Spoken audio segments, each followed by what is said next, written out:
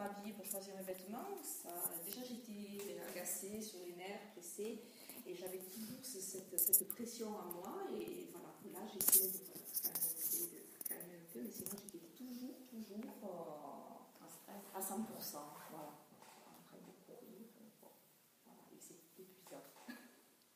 Et où est la question? La question, comment arriver justement à ne pas se laisser envahir par tout ce qui est du matériel en fait quelque part et qui essaie de gérer notre vie à notre place quelque part parce que voilà on doit courir, on doit respecter des horaires, des trucs, arriver à se retrouver soi de temps en temps. C'est ça surtout. Comment arriver à ne pas se laisser envahir Oui, par tout ce mouvement. dans ce mouvement de stress, tu as déjà commencé à trouver la solution, c'est en devenir de plus en plus conscient, ne pas chercher à le fuir. Et plus tu vas en être consciente, plus il va t'énerver, t'agacer, plus tu en auras plus envie. Et il faut qu'en fait, cette non-envie de stress devienne si évidente pour toi que spontanément, tu ne suis plus le mouvement du stress.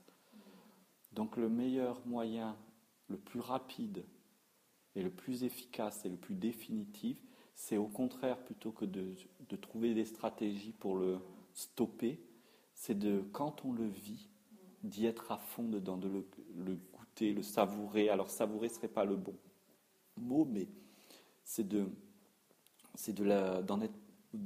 vraiment avec ça, de le voir, l'observer, le sentir, le vivre pleinement. Et quand on le vit avec une intensité forte au point que il y a tout notre être qui crie comme d'un seul cri, mais je ne veux plus de ça, c'est le début de la fin. Et plus ça va être je veux plus de ça, plus il y a de nouvelles propositions qui vont se faire. Tout d'un coup, tu vas voir que tu rentres dans ce mouvement et tout d'un coup, tu dis mais non, et pouf, tu t'arrêtes au moment où... Ouais, c'est vrai, c'est ce que je rencontre actuellement. Des fois, j'ai des réactions, je me dis mais jamais tu aurais dit ça, ne serait-ce qu'un an avant, quoi. Ça sort tout seul. C'est ça. Et pas forcément dans bon escient non plus, mais bon. Ah, là, c'est encore autre chose, Ouais. c'est là. Et dans le fait de oser être soi et dire soi, c'est important de continuer à oser d'être soi et dire soi, ce qu'on pense, ce qu'on est et tout. Et sachant qu'au début, effectivement, on n'a pas la forme et la manière parce que ce qui se passe, c'est que l'énergie qui l'accompagne, c'est une énergie liée au fait qu'on s'est frustré de le faire depuis trop longtemps. Donc ça débite un peu en force. Et donc l'autre ne peut pas le recevoir bien. Mais quand on l'a fait suffisamment, ou qu'on l'a fait une ou deux fois et qu'après on continue à se dire à soi, je vais continuer à être de plus en plus, moi, oser dire les choses, il y a une paix qui arrive comme quelque chose. On en parlait tout à l'heure. On en parlait tout à l'heure, tous les deux. Par exemple, quand on voit quelque chose qui nous plaît ou qui ne nous plaît pas, et oser dire, trouver les mots pour le dire. Ah oui, par rapport au tableau, c'est exactement ça. Et petit à petit, on va trouver la stratégie, ou même ça va se faire naturellement. Plus notre énergie sera, plus nous serons nous-mêmes à l'aise à l'idée d'exprimer les choses telles qu'elles sont, plus la manière qu'on va l'exprimer sera à l'aise et sera reçue de la même manière. Et on verra aussi, à contrario, ou en tout cas en résonance, que quand on nous dira des trucs, même parfois un peu rentre-dedans, on va l'accueillir de façon à l'aise. Plus on va s'autoriser, plus en fait, quand l'autre il s'autorise, même si c'est agressif envers nous, au lieu que ça nous ferme, ça nous réjouit parce que sa tentative d'oser est une invitation à nous à continuer à oser. Mais il faut d'abord avoir commencé à oser. Sinon, moins on ose, plus on se sent agressé par tout le monde. Mais on se sent agressé parce qu'on se frustre. Et alors s'enchaîne le stress, s'enchaîne le mouvement. Apprécier jusqu'à l'écœurement quand on ne peut pas faire autrement. Et après, il y a des idées qui arrivent, ou à un moment donné, pouf, l'élan stoppe. Mais la fois d'après, il ne se stoppe pas, c'est pas grave. Mais progressivement, avec le temps, il se stoppe de plus en plus, c'est-à-dire le moment où on a démarré notre mouvement et le moment où on décide de l'arrêter, ça se rétrécit. Et puis un jour arrive le moment où ça devient spontané, on n'y pense même plus. Et puis c'est quelqu'un qui vient nous dire oh, c'est incroyable, tu es tout le temps détendu maintenant, qu'est-ce qui se passe? Et c'est là qu'on fait ah, j'ai passé quelque chose. Bon, généralement, quand on nous dit ça, hop, dans les jours qui suivent, c'est de nouveau le rebelote, mais c'est pas grave, on le sait, ça fait partie du jeu, c'est nos vieilles habitudes qui refont surface, mais on se repositionne, nous, avec nous-mêmes. On le sent. Non, c'est vraiment, j'ai pas envie de ça. Ou, oh, ça me manquait d'être stressé et on vit son stress pendant quelques temps. C'est d'avoir cette clarté. Est-ce que les choses me dérangent parce qu'elles me dérangent ou est-ce qu'elles me dérangent socialement, c'est-à-dire par le rapport au regard à l'autre? Si c'est par le rapport au regard à l'autre, c'est pas forcément très important. Si c'est par rapport à soi, eh bien, ça va devenir une évidence et autre chose va se proposer. Si c'est par rapport au regard à l'autre, il faut voir ce que ça renvoie à nous et qu'est-ce qui nous dérange, nous, dans le dérangement de l'autre. Et c'est ça qui va créer un équilibre. C'est cette recherche qui est quelque chose de complet, c'est-à-dire que je puisse oser sans avoir à me prendre des vagues de frustration, d'agressivité, que les gens ont l'impression de se fermer comme une huître, ou de rejet. C'est clair, ça? Merci.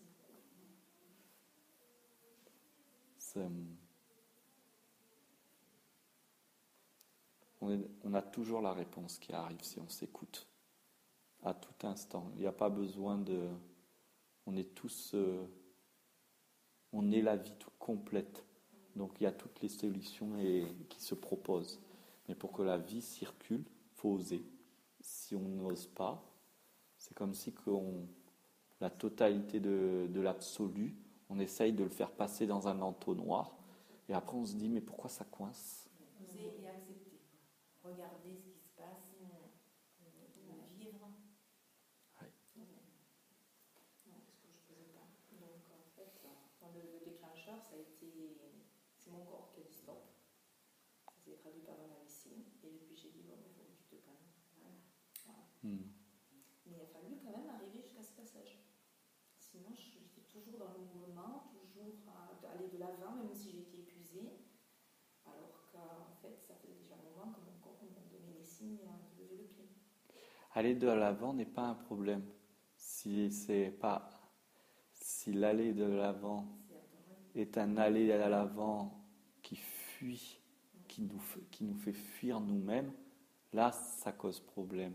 Et si on n'écoute pas ce mouvement, on sent qu'on fatigue. Si on n'écoute pas ce mouvement, il y a plusieurs avertissements de la vie, non pas dans le sens paternaliste, mais dans le sens que notre propre vie se sent étriquée et donc le tiraillement est de plus en plus fort au point que le corps physique, il s'arrête, AVC, il y a une rupture, l'AVC c'est un caillot qui bloque, donc c'est clac, le sang, il y a un bouchon qui vient boucher le flux justement. Mais par contre, si c'est aller de l'avant dans le sens oser être qui on est, oser vivre et dire ce que l'on veut vraiment, on peut se lever à 5 heures du matin, passer notre journée à déplacer des montagnes, à faire 5000 trucs et se coucher à 2 heures du matin, n'avoir dormi que 3 heures et avoir mangé qu'un seul repas, et se sentir puissant, vivant et avoir le corps très alerte. Mais parce que toute la vie est en train de nous traverser, donc on n'est pas limité.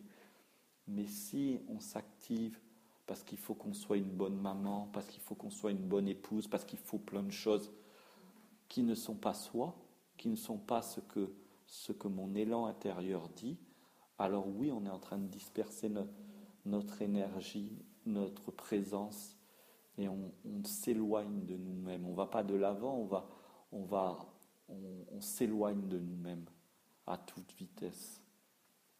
Et donc, du coup, comme on ne peut pas vraiment s'éloigner de nous-mêmes vraiment, il y a tout qui, à un moment donné, implose ou explose, ou qu'importe, s'arrête, pouf, ça s'arrête. Et ça aurait pu être un AVC avec une vraie immobilité. Je vois mon oncle, j'ai un cousin qui a eu un AVC où lui, le moteur est affecté maintenant, pour l'instant en tout cas. Donc voilà, c'est vraiment une qualité d'écoute, simplement. Après, si ton tempérament il est de faire 10 000 choses, il ne faut pas aller contre ça non plus.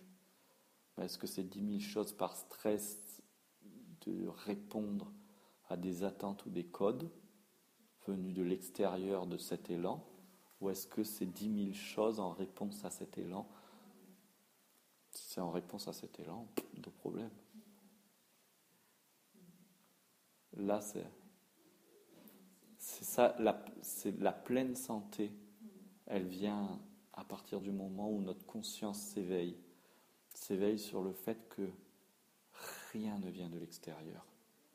Plus on comprend que tout ça, c'est une projection de notre conscience. Et quand je dis je dis pas Mathieu. Quand je dis je dis la conscience. Et la conscience, c'est ta conscience, c'est ma conscience. Il n'y a qu'une seule conscience, en fait, qui joue dans multiples facettes. Mais quand je dis je, c'est le même je que quand il dit je. Par contre, est-ce que quand je dis je, et quand tu dis je, est-ce que tu permets que ce je soit aussi total que d'accepter que je suis l'absolu? Ou est-ce que tu restreins l'idée du je à cette enveloppe physique et ce complexe de personnage, c'est-à-dire je suis un tel, je suis un père de famille, je suis issu de ma famille, et puis dans ma famille, il y a eu ça, donc j'ai hérité de ça, et donc je ne peux pas faire autrement par ça. Mais ça, c'est vrai pour le personnage. Mais je n'est pas le personnage, il n'est pas le corps non plus. Je est la totalité de la vie. Et quand on dit je, si on peut sentir, ou si on veut bien laisser cette opportunité que c'est toute la vie qui s'exprime, alors toute la vie s'exprime. Et alors, au moment où je parle, ce qui se passe, ça se passe aussi en vous parce que je n'en doute pas, parce que je ne considère pas que ce je dont je parle, c'est Mathieu. Je considère que c'est l'absolu. Donc automatiquement, il n'y a pas la même chose qui se passe. Mais je le comprends bien et je pense que je l'applique assez souvent, mais sans m'en rendre compte d'ailleurs. Mais c'est vrai que quand on dit je, la plupart du temps, c'est quand même pas le je dont tu parles. Oui, mais c'est ce qui se joue à ce moment. On n'est pas obligé d'être tout le temps dans l'absolu. Mais c'est très bien, au contraire, c'est bien. J'avais jamais vraiment à ce point-là mis je n'avais jamais à ce moment-là mis le point sur notre je. Ah, ce je, J-E-U, du je, J-E. Ça donne un peu plus de jeu à l'idée. Mais oui. Et ce que tu dis,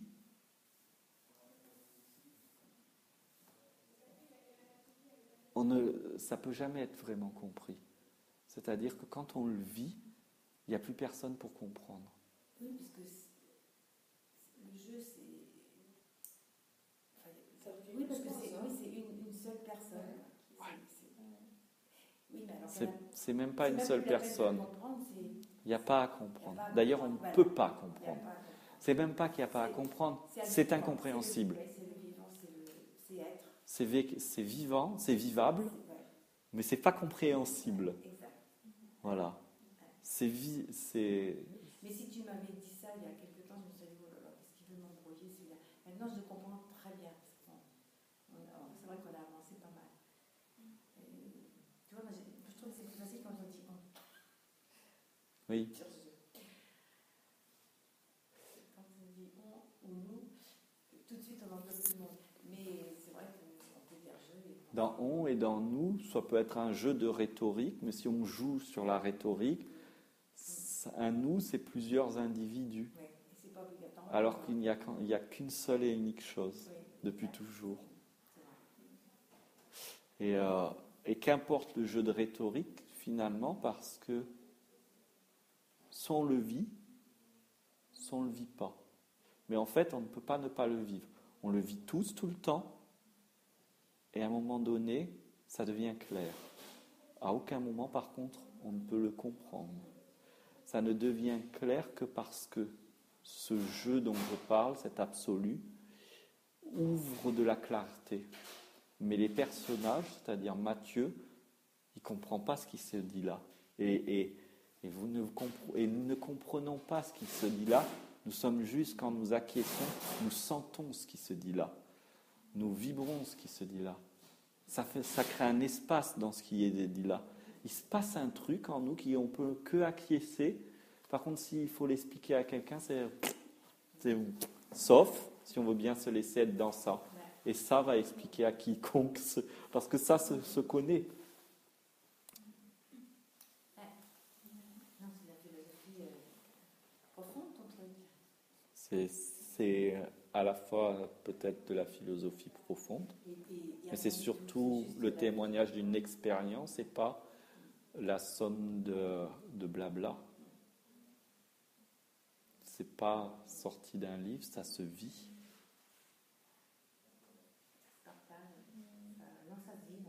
Ça se vit. Et après, c'est pas grave, on peut jouer, on peut quand même. C'est-à-dire que c'est inutile de se dire ah oui, mais alors je vais pas dire je peux pas dire partage, je peux pas dire ça. C'est simplement quand on en témoigne, ok. Mais par contre, c'est je et je partage et toi c'est toi et moi c'est moi. Il n'y a pas de souci. Et il y a des moments où je suis dans une conscience pleine et il y a des moments où je suis très étriqué. Et dans cet étriquage, c'est ça c'est la vie joue l'étriquage. Je vis l'étriquage. C'est l'absolu qui s'amuse avec l'étriquage. C'est pas moi qui suis étriqué. C'est la vie qui est étriquée à travers moi. Et d'ailleurs, si je restais étriqué un bon moment, si je me mettais dans une condition de stress un bon moment et qu'il y a des personnes autour de moi, mais on le voit, si on est stressé, comme par hasard, les gens, on les stresse et alors du coup, nous, comme on ne le voit pas quand on les stresse, on dit « Ah, ils sont stressés, du coup ça me stresse ». Et du coup, on est dans un jeu s'il n'était pas stressé, au moins ça me permettrait de plus être stressé. Là, qu'est-ce qui vient en rajouter à mon stress? Il ne vient pas en rajouter, la vie est stressée à ce moment-là. Alors tout est stressé à ce moment-là.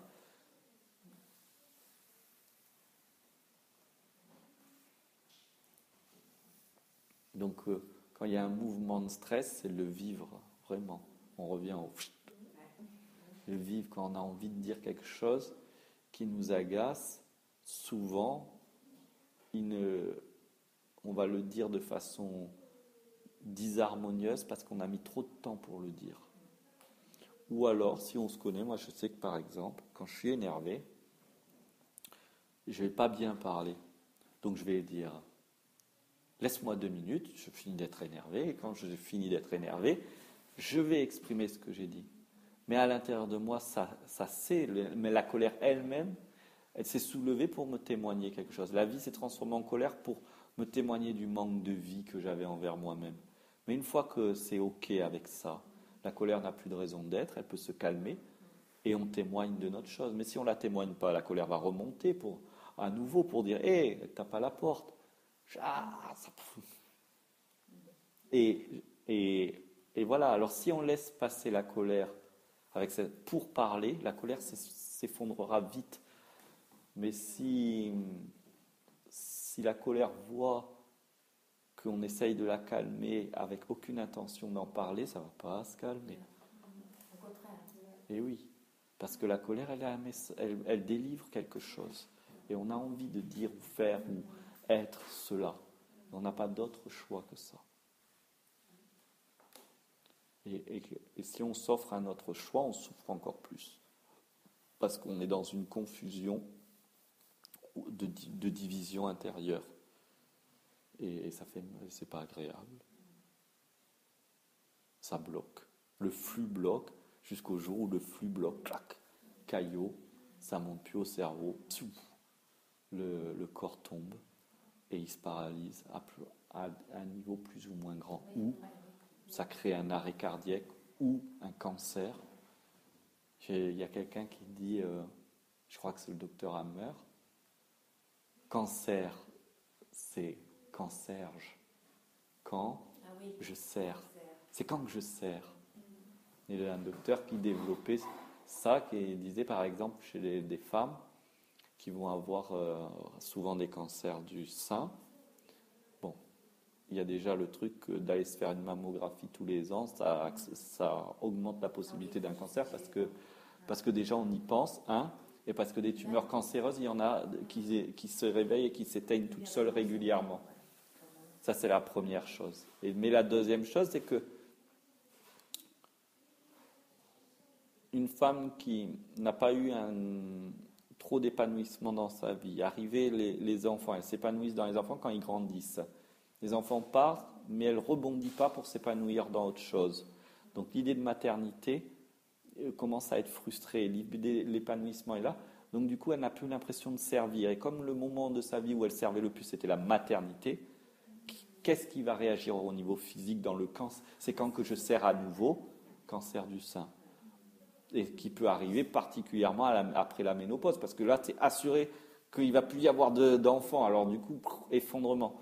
Donc qu'est-ce qui se passe? Il se passe une chimio, si on ne réfléchit pas à tout ça. Médecin, cancer, chimio. Alors s'il n'y a pas eu la ménopause, chimio, ça rend stérile.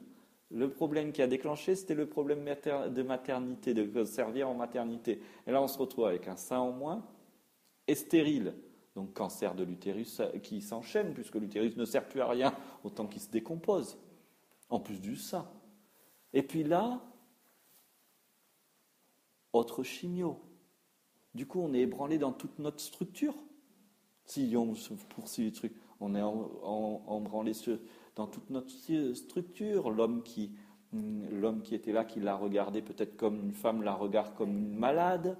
Les enfants qui la regardaient comme une mère la regardent avec crainte.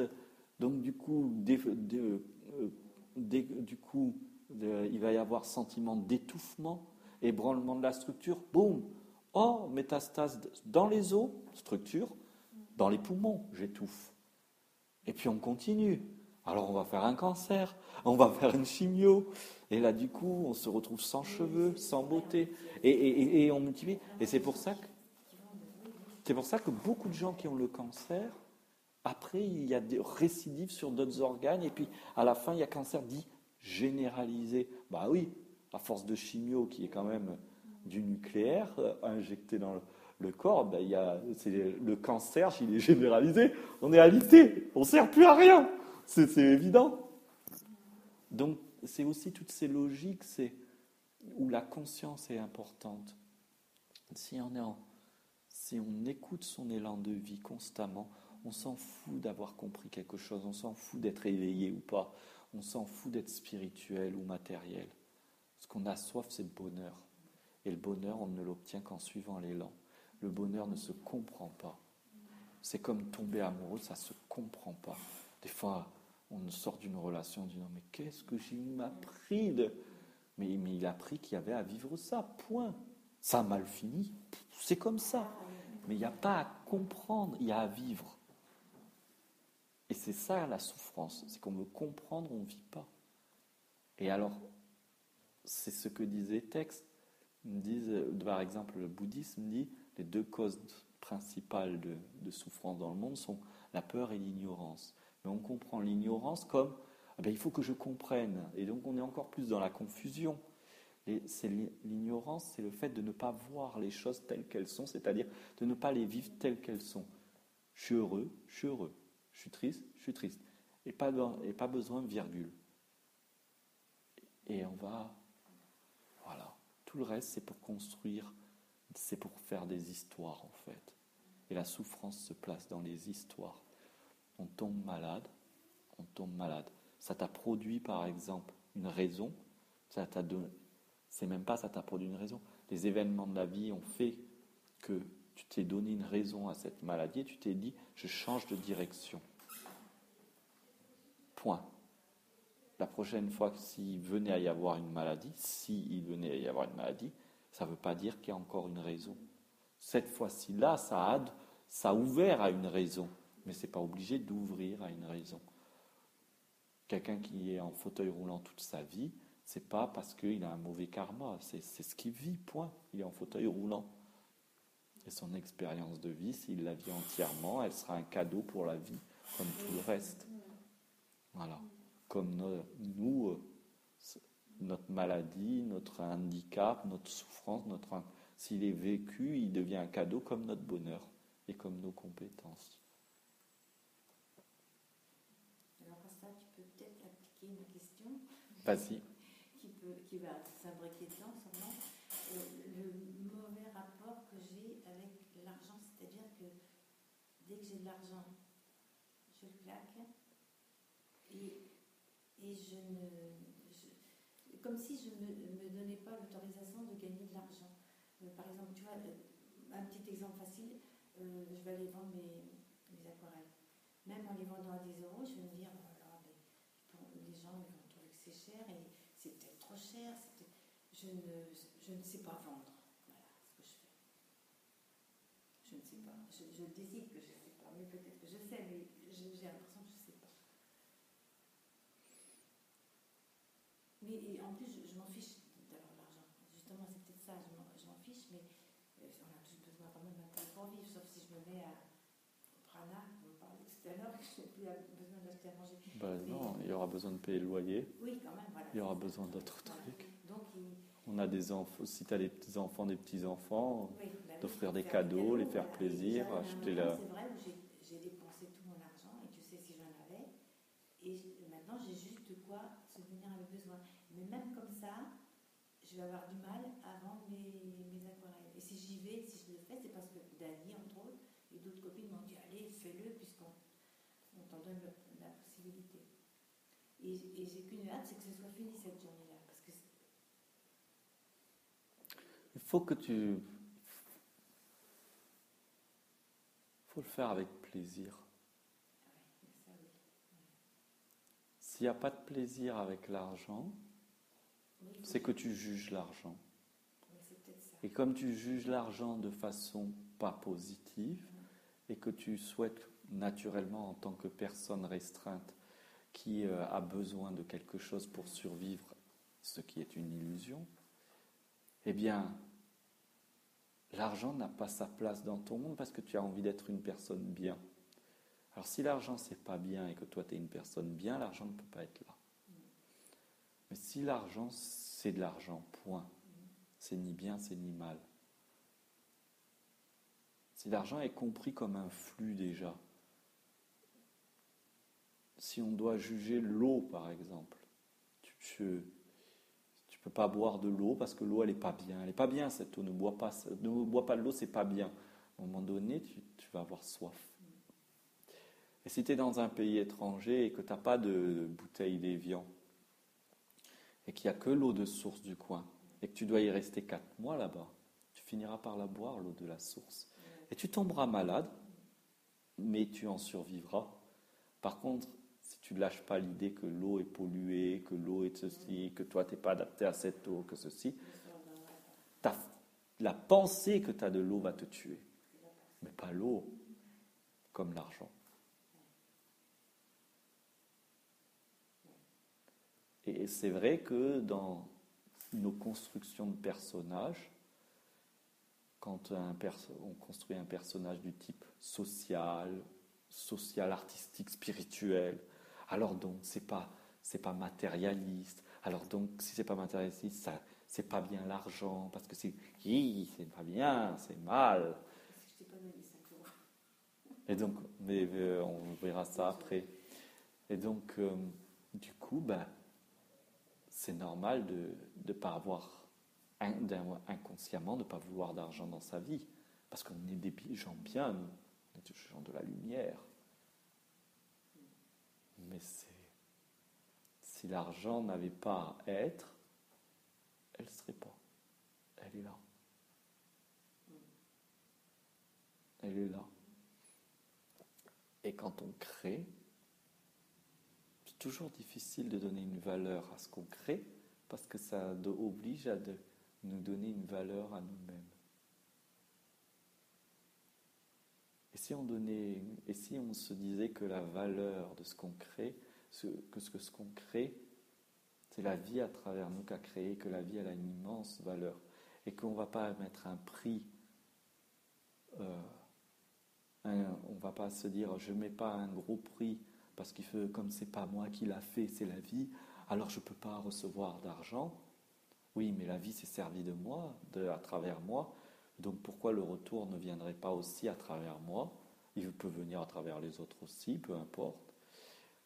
Ça, c'est une première chose, mais surtout si c'est la vie qui l'a fait et que ça a une grande valeur, c'est quelle valeur tu mets à la vie? Ah, d'un coup, ça peut faire monter le prix. Si. Oui, parce que la vie, c'est ce qui a le plus de valeur, la vie. Et si tu en mets une belle valeur, alors ça va libérer ce champ de vie encore plus grand.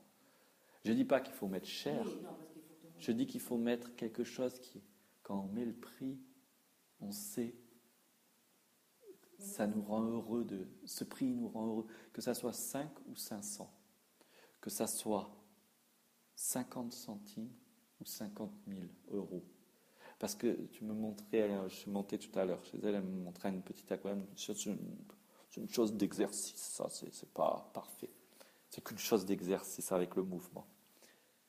Mais il y a des gens qui font des choses de bien moins de qualité, qui n'ont aucun problème de valeur financière là-dessus, qui vont le vendre 500 000 euros, et ça va partir comme du petit pain.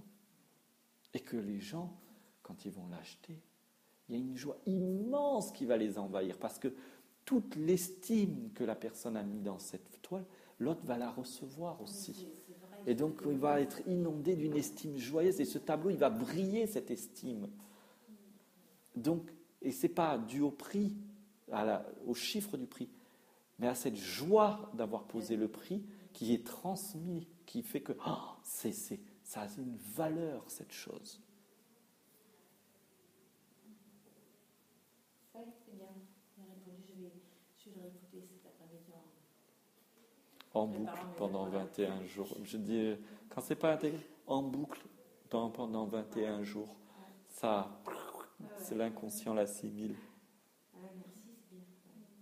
Mais bon, j'en avais dit quoi. J'avais pensé, mais je n'arrive pas à le. Oui, c'est vrai, tu as raison. C'est la valeur qu'on y met et plaisir que ça donne. Et on a déjà passé tout le temps. Oui. C'est très bien. Ben, merci.